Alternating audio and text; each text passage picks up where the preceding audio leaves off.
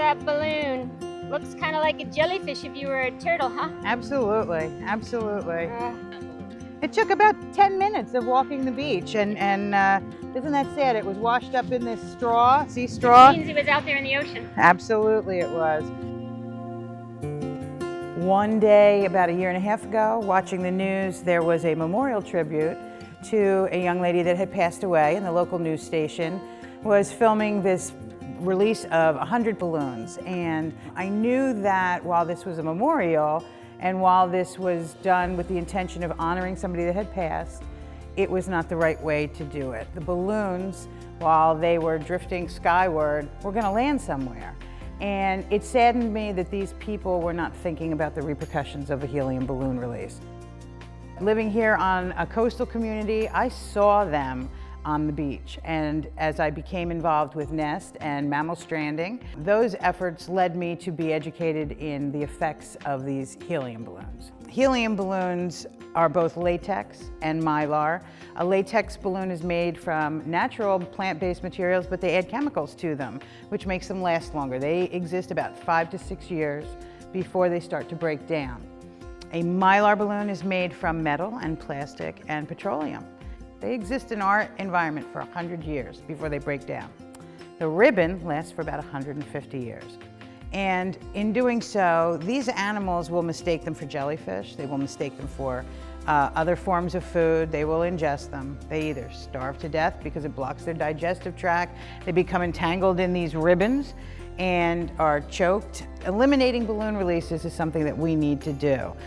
The average balloon travels about 1,300 miles. They're released here on the Outer Banks. They're going out to sea. And if they're out at sea, they're going to do damage. So I decided that I was going to speak up and start locally for my town and the municipalities around here on the Outer Banks. So I wrote up a petition, which took me several months to create. And when it was ready, I went to the town council meetings, which is a great place to voice your concerns. So I addressed balloon releases.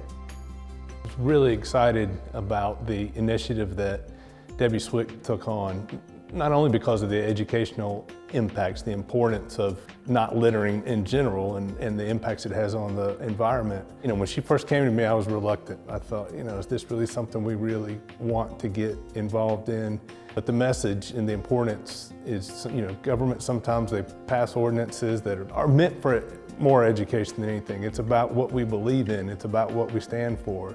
It's just another educational tool that we can use. If we pass an ordinance, what it says is the town of Southern Shores does not want these balloons to be released for any reason because of the damage they do. Well, I am a commercial fisherman and I'm sick of seeing those balloons floating around. An accidental somebody letting one go coming out of the Dollar Tree is different than a wedding and 30 balloons let go. I don't care where they land. I know where they land in all waterways. I have sent out my proposal to all 100 counties, and I'm very pleased that Dare County now has it on their agenda to discuss, so hopefully we will make a movement here. I have a senator that has drafted legislation on the state level, so I'll go after the little fish while he goes after the big fish. I know there are leadership politicians who are looking at big issues, but this is an issue that's solvable. It's so easily solvable. Southern Shores has jumped in, you know, Duck has jumped in, my town of Nags Head has jumped in, and, you know, she's getting results, and it's just one person going to the meetings, caring. We can set an example in our towns, and we did in Duck. We really are proud of the fact that this law now and the resolution really give us a stand. We're taking a stand against this, we're educating people. And not only the towns, but even some of our local associations, I've understood, have really taken that to heart as well. The Wedding Association, the Outer Banks Association of Realtors, if they're maybe doing an open house, tying a balloon to a mailbox, now people will think again, and they won't do that. Shyness aside, go and fight for what you believe in. Make a difference in the world. Little steps make big steps. And the towns themselves have rallied behind me and whispered in my ear words of encouragement and support. Being able to write an ordinance that eliminates both litter and saves wildlife is a win-win as far as I am concerned.